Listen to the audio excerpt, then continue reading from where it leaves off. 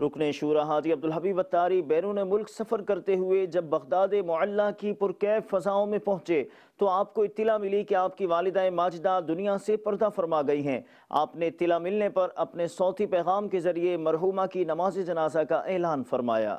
इंशाअल्लाह मेरी वालिदा मरहूमा का नमाज जनाजा आज रात तकरीबन 11:30 और 12 के दरमियान मदनी मुज़ाकरे के बाद इंशाअल्लाह अज़्ज़वजल आलमी मदनी मरकज़ फैज़ान मदीना में होगा।